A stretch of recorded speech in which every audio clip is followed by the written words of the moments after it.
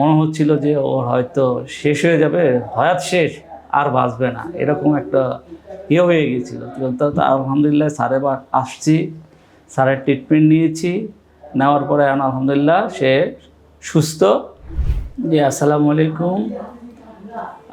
আমরা চাঁদপুর থেকে এসেছি। আমার ওয়াইফ দীর্ঘ 10 বছর যাবৎ আইবিএস সমস্যায় ভুগছিল, পাতলা পায়খানা, সাথে মাইগ্রেনের সমস্যা ছিল।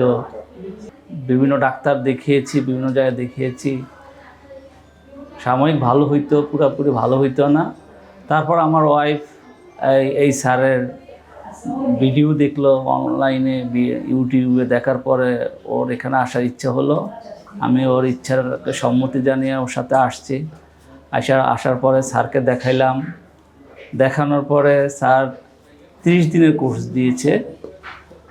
এই 30 দিন আমরা আজকে সম্পন্ন করলাম।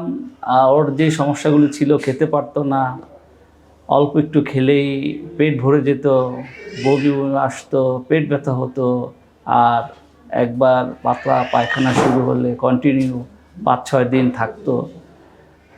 মানে মনে হচ্ছিল যে ওর হয়তো শেষ হয়ে যাবে, হয়াত শেষ, আর বাঁচবে না, এরকম একটা হয়ে গেছিলো।